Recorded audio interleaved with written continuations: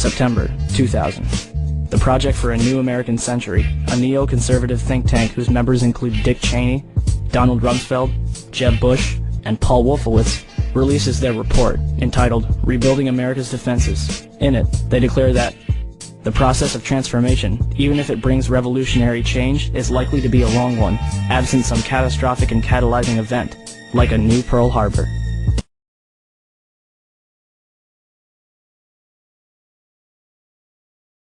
The North American Aerospace Defense Command is charged with defending North America's airspace. On the morning of September 11, 2001, Vice President Dick Cheney was in control of NORAD. This was the first time in U.S. history that a president or vice president was in direct control of the military agency. NORAD was founded in 1957, and generals always had the power to shoot down or intercept hijacked aircraft. But on June 1st, 2001, just 3 months before 9/11, Dick Cheney ordered Donald Rumsfeld to allow him to take control of NORAD itself and the shoot-down procedure, and remove that power from the generals so they could do nothing. Here is a copy of the memorandum from Rumsfeld to the Joint Chiefs, telling them they no longer have any authority. An Associated Press article in August of 2002 reported that the CIA just so happened to be running a drill on the morning of 9/11 of flying jets in the World Trade Center and Pentagon. Then senior FAA officials ordered air traffic controllers to shred the tapes from 9/11 in violation of federal law. AP learned of the drills because at a Homeland Security function after 9/11, they bragged about it. Oh, we had foresight. We were running drills that very morning. Then USA Today reported that drills held weeks before 9/11 included targets that were the Pentagon and World Trade Center. Biggest holes in their argument is the fact that they never heard of a plan to fly hijacked jets into landmarks on the East Coast. We're going to take a closer look tonight at another example of where, despite the conventional wisdom, there were people in the United States who actually were preparing to defend against the kind of attacks which occurred here on 9/11. The North American Aerospace Defense Command, NORAD for short, has been defending the skies over the U.S. and Canada for almost 50 years, 46 to be precise. USA Today reports that in the 2 years before the attacks on September the 11th, NORAD conducted exercises using hijacked airliners as weapons. And one target was the World Trade Center. We knew he hated us,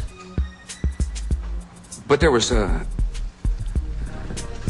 nobody in our government, at least, and I don't think the prior government, that could envision flying airplanes into buildings on such a massive scale. But that turns out not to be true.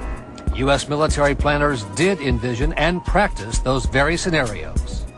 As reported by USA Today, the North American Aerospace Defense Command, NORAD, conducted exercises with fighter jets, simulating hijacked planes flown into the World Trade Center in the 2 years before the attacks. And so then I saw Condoleezza Rice get up on TV and say, we had never thought, we had never heard. Why, that's a ridiculous conspiracy theory to say that. Pentagon planners also envisioned the attack on the Pentagon 5 months before it happened. The Pentagon had a drill in November of 2000 simulating a hijacked jet being flown to the Pentagon. So between all the drills before 9/11 and the drill on the morning of 9/11, air traffic controllers thought that it was a simulation. Hijacked aircraft headed towards New York. Is this real world or exercise? No, this is not an exercise, not a test. September 11th, 2001. NORAD is in the middle of a number of military exercises. The first, Vigilant Guardian, is described as an exercise that would pose an imaginary crisis to North American air defense outposts nationwide. The second, Northern Vigilance, moved fighter jets to Canada and Alaska to fight off an imaginary Russian fleet. 3 F-16s from Washington, D.C.'s National Guard at Andrews Air Force Base, 15 miles from the Pentagon, are flown 180 nautical miles away for a training mission in North Carolina. This left 14 fighter jets to protect the entire United States.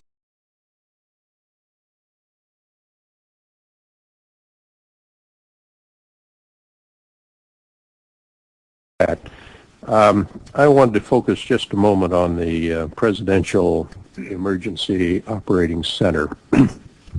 You were there for a good part of the day. I think you were there with the Vice President. And we had that order given, I think it was by the President, that authorized the shooting down of commercial aircraft that were suspected to be controlled by terrorists. Were you there when that order was given? No, I was not. I was made aware of it during the time that the airplane coming in to the Pentagon.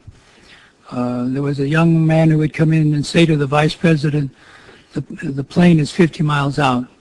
The plane is 30 miles out. And when it got down to the plane is 10 miles out, the young man also said to the Vice President, do the orders still stand? And the Vice President turned and whipped his neck around and said, of course the orders still stand. Have you heard anything to the contrary? Well, at the time I didn't know what all that meant. And the flight you're referring to is the flight that came into the Pentagon.